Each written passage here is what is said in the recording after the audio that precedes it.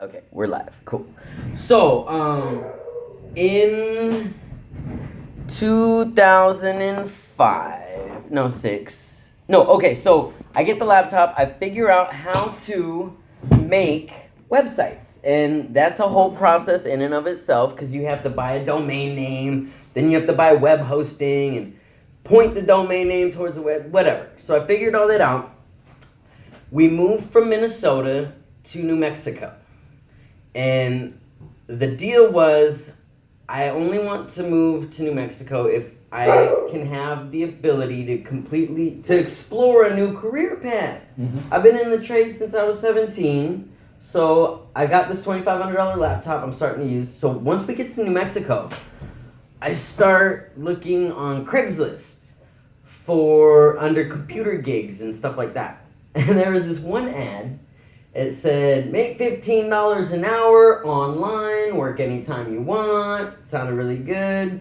Apply here. I applied, instantly got an email back saying, you need the training manual to do this job. It's $10. PayPal the $10 to this address. You'll receive the training manual immediately. I was like, oh, cool, okay. I got $10 in my PayPal account. Fired it off. I get a PDF file that instructs me how to place the same exact ad on Craigslist and charge the next person $10 for this same exact PDF file. I was like,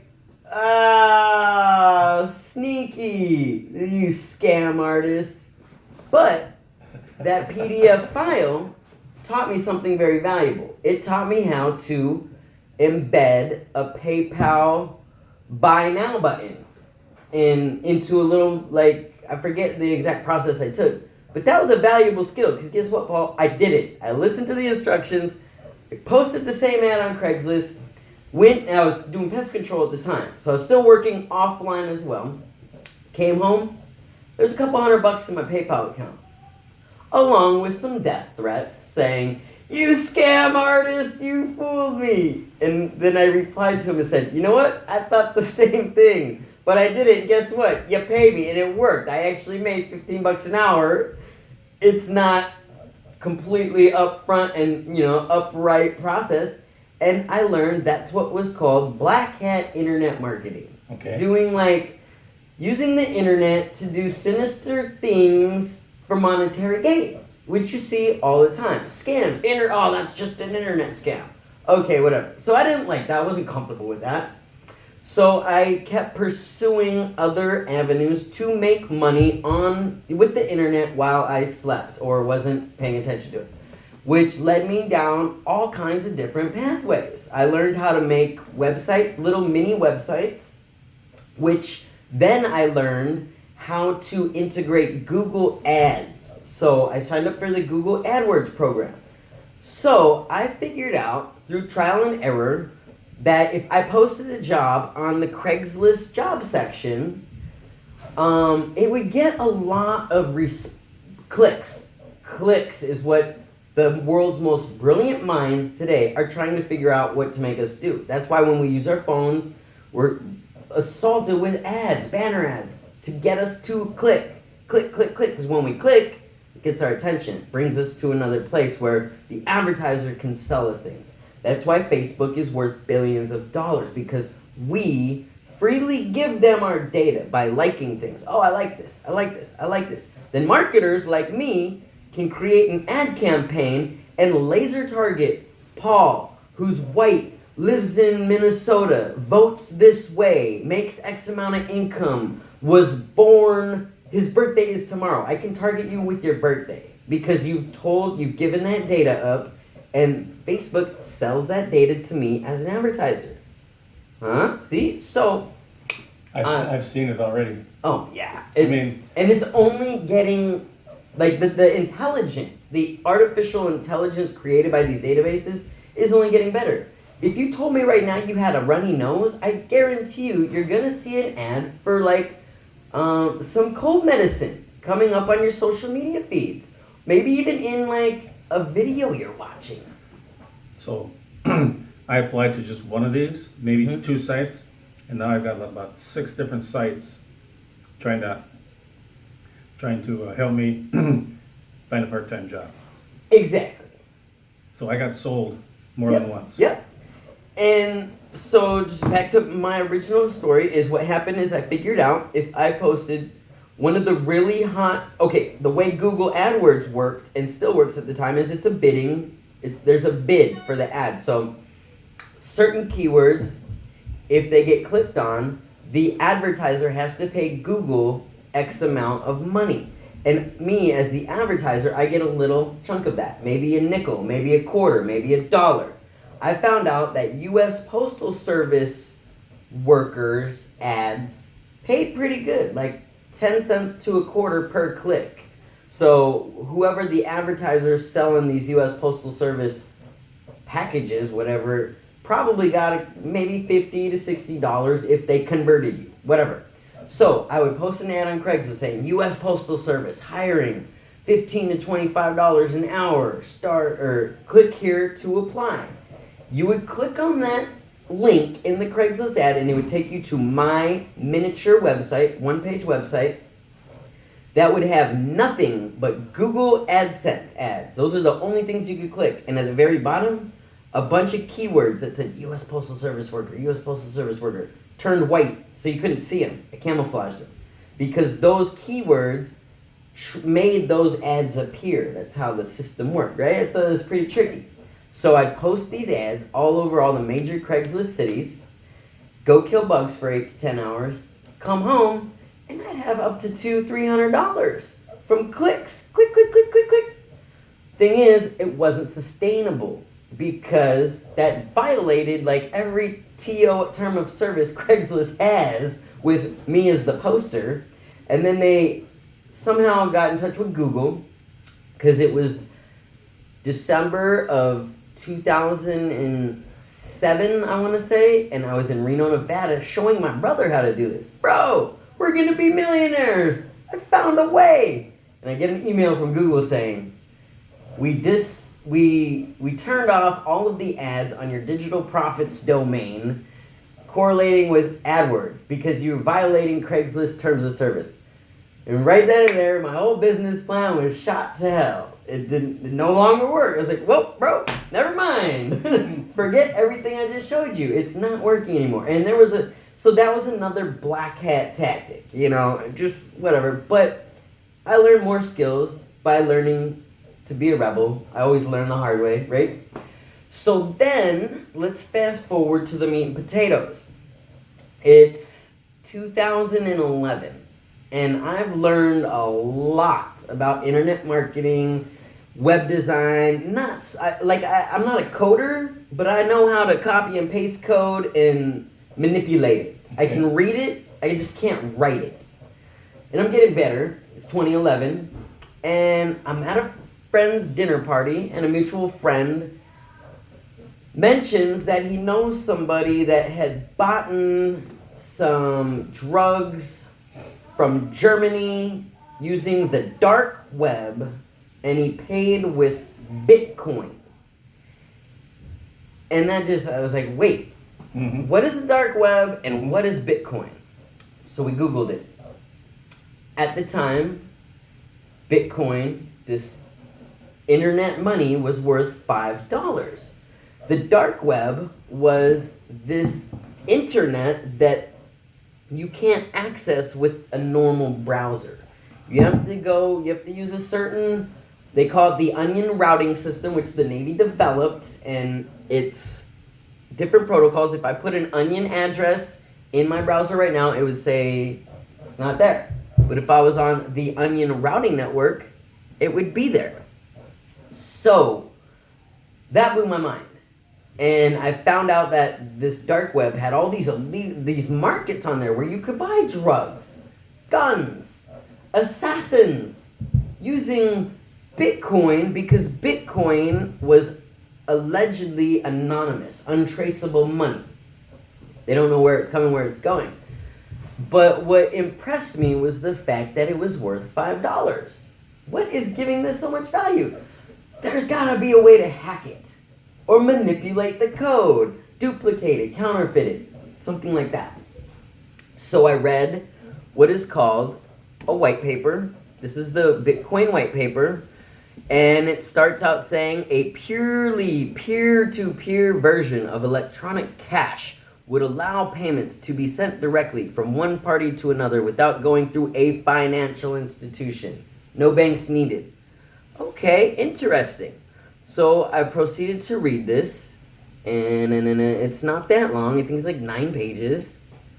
And at the end, I was floored. I was like, if the math is right, this is unstoppable. The way this is designed is brilliant. And if it ever hits the mainstream, it's gonna blow up. Like nobody can turn it off because nobody owns it. This is code that is built on cryptography. That's why it's called cryptocurrency. Cryptography or cryptology, hidden secret to write, is the practice and study of techniques for secure communication in the presence of third parties. So as you scroll down, you'll see the evolution of cryptography, and the interesting stuff comes up right around here. And what it was mainly used for was world wars, like to communicate during the wars. Okay. Cryptography, right? Yeah. So it's got NSA involvement, right? Like it's just... What's NSA? The NSA, National Security Association. Oh. You know, the guys in the black suits. Okay. Yeah. NSA headquarters. National Security Agency. So, this is serious technology. And this Bitcoin is built on top of this serious technology, which made me believe this could revolutionize everything about the way we conduct commerce financially. Because I've always wondered, ever since I was a kid, like, why is $1 $1? Where does this value derive from? Everybody says gold, whatever. But we know that the gold system was abandoned in the 70s, whatever. Blah, blah, blah. Nothing I want to get into. But the point is, I became obsessed. Now, this is 2011, and it's worth $5. And all of a sudden, I can't stop talking about this technology and studying it and telling people about it. And then the price is just going crazy. Like, check this out. It's been a wild ride. Right now, it's at $8,793. This is the all-time chart, which still doesn't, it starts at 2013. And the price on April 29th, 2013 was $141. And then we saw some wild rides. So if I zoom in to right here, which is December 4th, 2013, it was all the way up to $1,150. Whoa, this is crazy. And then some things happened, and it came tanking down to, let's see, where was its lowest point? It got all the way back down to like $200 at one point. So like right around November-ish,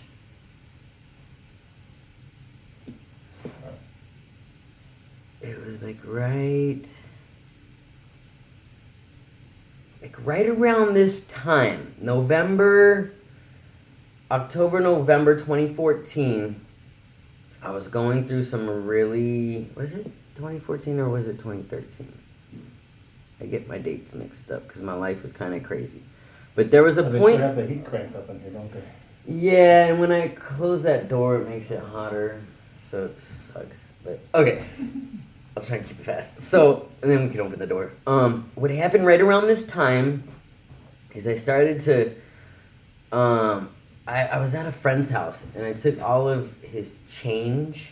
He had coins, quarters, nickels, and I made a B symbol, like the Bitcoin symbol, and it was like 200, it was the exact amount that represented the value of Bitcoin at that time. I thought it was kind of ironic. That really has nothing to do with the story, but at that time, I started to really take it seriously, as in, okay, this technology seems to be pretty solid. Oh, it goes all the way down to 197, whatever, that was 3 years ago. But then I was up here in Minnesota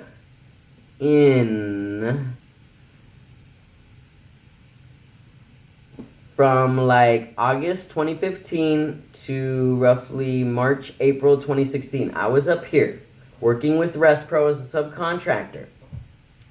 Right around October, November-ish, I decided, okay, I'm going to stop talking about Bitcoin and I'm going to start buying Bitcoin.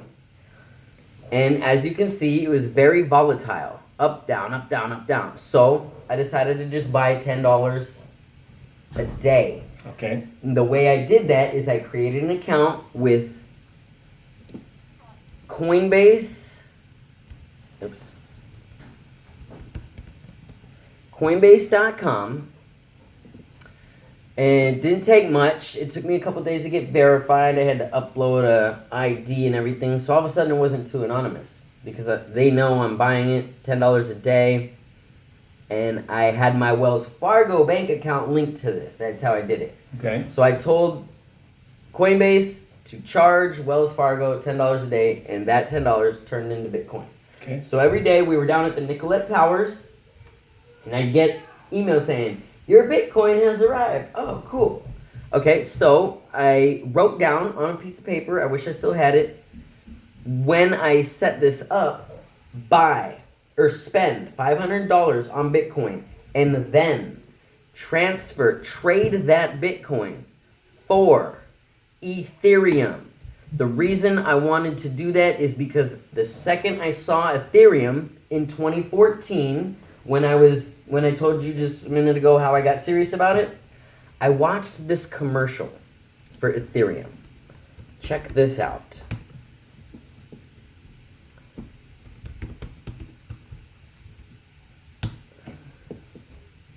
What is Ethereum? Network in the future, it will use Ethereum. How will the internet work in the future? It will use Ethereum. Ethereum is a planetary scale computer powered by blockchain technology. Applications built on Ethereum run exactly as programmed, without any possibility of downtime, censorship, or third-party interference. Ethereum is the secure backbone for everything from e-commerce to the Internet of Things, enabling transparent governance for communities and businesses while keeping user communication secure. Mix, the Ethereum IDE, makes it easy to develop, debug, and deploy your applications, while building UIs is done using your existing web development skills, tools, and favorite frameworks. Ethereum handles user authentication and secure payments for you, as well as messaging and even decentralized storage. And there's no need to sign up or pay for service to host your applications, as Ethereum is the world's first zero infrastructure platform, allowing your users to regain control over the management of their own funds and personal data. Join the many already developing on Ethereum. Sounds pretty interesting, right? Mm-hmm. So what I forgot to mention was Bitcoin. When I was buying Bitcoin from Coinbase, it created a transaction. That transaction is kept on a digital ledger. So if I sent you a Bitcoin right now, it would be recorded. And everybody in the world that is running a Bitcoin node knows that. It propagates. And that's where the whole creation of Bitcoin comes into play, which is called mining, proof of work. Okay. And that establishes that makes it so I, Jeremy, the internet hacker, wannabe hacker guy, could not counterfeit Bitcoin. There was no way I could hack it or break it, because the second I send you a Bitcoin, it's authorized. It's confirmed by a global network of people that are sharing the same data. So like if I wrote right here, I give Paul 1 Bitcoin. This is instantly copied on everybody's computer and verified. So that's what this white paper explains. It solves the problem of double, what does it say? Right here. Digital signatures provide part of the solution, but the main benefits are lost if a trusted third party is still required to prevent double spending. We propose a solution to the double spending problem using a peer-to-peer network. The network timestamps transactions by hashing them into an ongoing chain, that's why we call it a blockchain, of hash-based proof of work, proving that this transaction was made, forming a record that cannot be changed without redoing the proof of work.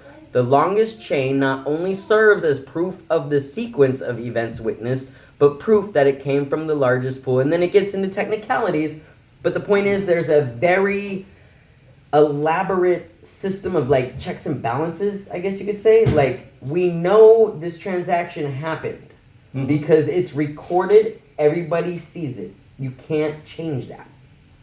So that's why I was like, oh, this is unstoppable. Now, leads me to, so I'm following this technology. That's why I heard about Ethereum before Ethereum created their own, what they call ETH. And so when I heard that they were coming out with a token called ETH, I instantly said, I want this. I want this. So I bought the $500 worth of Bitcoin. I traded it for Ethereum on January 21st of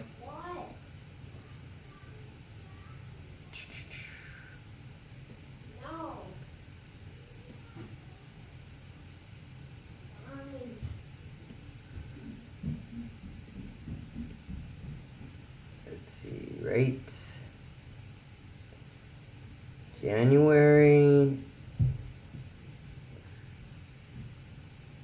That's close enough. It was like $1.32. I traded $500 worth of Bitcoin. I don't know how much Bitcoin that was at the time. And it got me 230 something ETHs at $1.32. Now, if you look at the chart today, $659. And it's gone all the way up to like $1,100. I was like, wow, this is awesome. Fortunately, I got a little... Is that for each individual? Mm-hmm. So, last year, So you this had time like last year, I was a plumber I was plumbing in Lake Tahoe. We were buried in 30 feet of snow. Ethereum at the time, last year, was worth... Let's go back to this chart.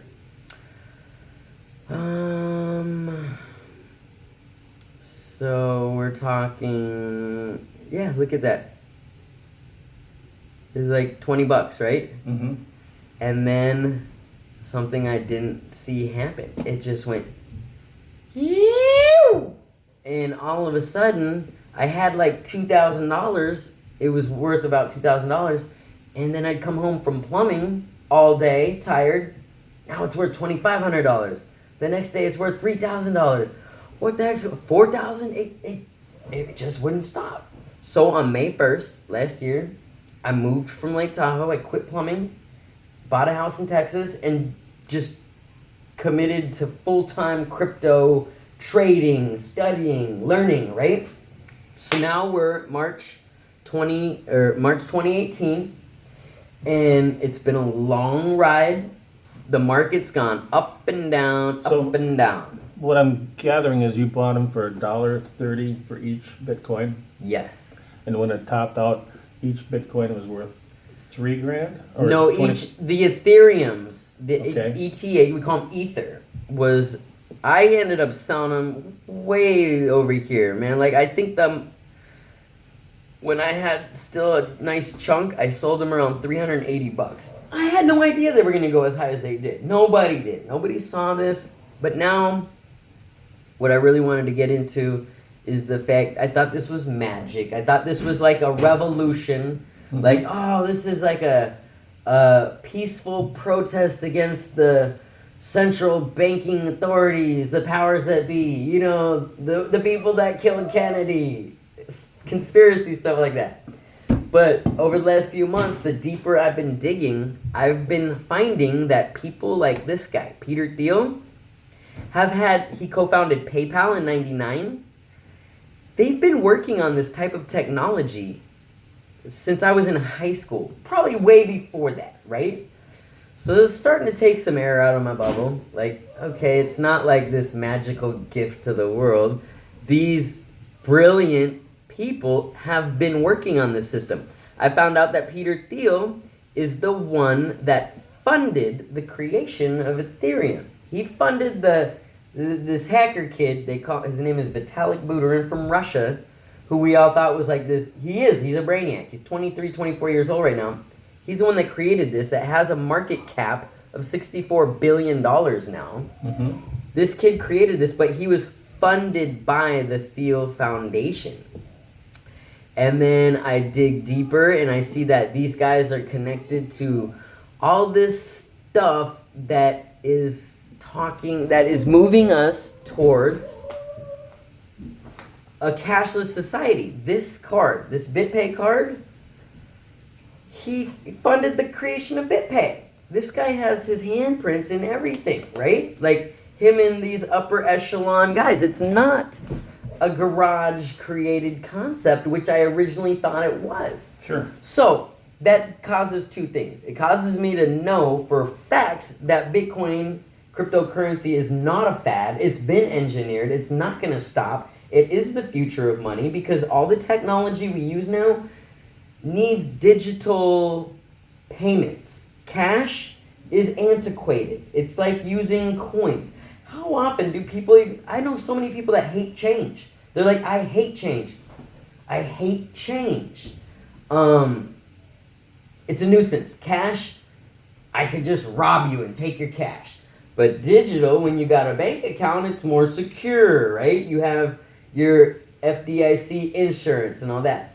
This blockchain technology takes it even a step further. Because now, what we thought was an asset or a strength as far as the anonymity, Mm-hmm. I'm starting to realize that there's nothing anonymous about it at all. Because, check this out, Paul, I have made cryptocurrencies.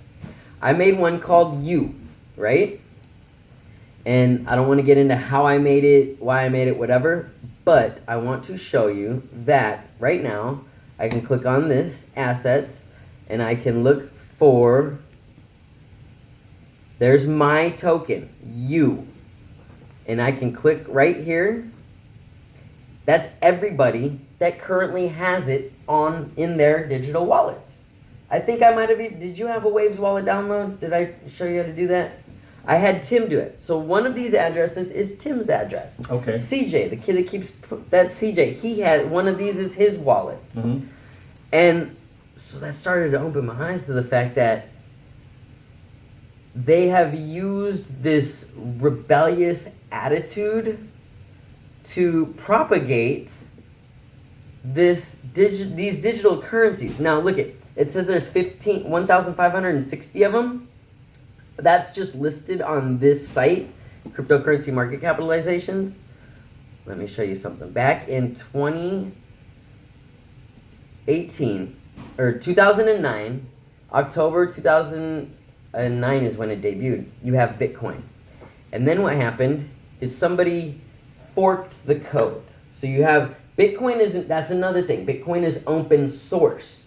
Like I downloaded the whole code. Anybody can do that, and they can do what's called a fork.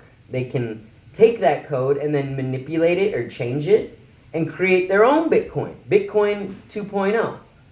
Paul's Bitcoin, whatever. So people started doing that. Look at, as time goes by, August, now we have 5 different currencies. Not just one Bitcoin, but 5. 9. Something weird happens right around November. There's 17, right? Of 2012? Of 2012. Remember we had the big, oh my God, these people. Okay, right around 2012, we have a lot of talk about the end of the world, blah, blah, but in the background, there's a group of underground hackers, anonymous, you've heard of them, right? There was a big conference in Abu Dhabi, like a black hat conference. Black hat is the term that they use for people like what I was doing when I was being real sinister and shady on the internet. People that don't have the best intentions for society, right? Okay. But they have their interests. Oh, fucking shut up! Skype, jeez. So anyways, I'm just gonna have to fucking deal with it. Because I haven't had Skype messages all day. You come here, it gets blown up. Whatever. It's just how life is. Kids fucking poking in the window, breaking my concentration. So, the point is, Paul, look at this. Between November and May, it's kind of quiet. Boom. And then, boom. People start forking like crazy. And what exactly is the Boom. reason for that?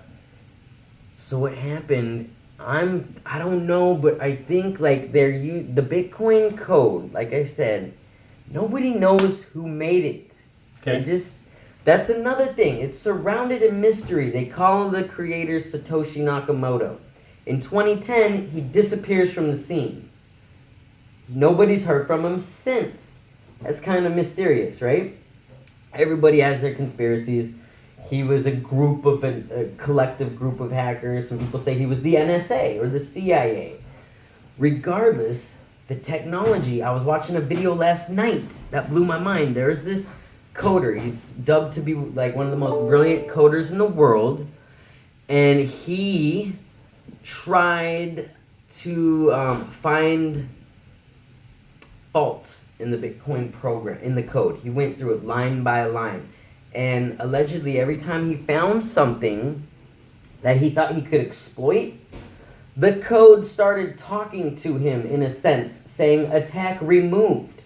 Attack removed. Which is like, that's beyond genius. And so that can cause all kinds of different theories. But there's something powerful and mythical about the creation of the Bitcoin code, right? So now all these people are forking it. A lot of these coins, let's go all the way down the bottom. Dude, CJ, go! You're distracting me, bro. Like LTC. This is a big one right here. LTC, Litecoin. That's got all kinds of forks coming off of it, right? Mm-hmm. Like, look at all these coins. How do I turn fucking Skype off, dude? Oh my god. This is fucking ridiculous. Paul, yesterday, peace. Nothing. That's the hedge fund I work for. But, yeah, all of a sudden they're Chatty Cathy. And I posted 5 times on there and nobody responded to me. I get no respect. So, you have all this, like, in the world of Bitcoin, everybody's talking about all these cool projects. Oh, this is going to be the Bitcoin killer. Okay. Like, people are saying LTC is going to be the Bitcoin killer. I just told a guy this morning,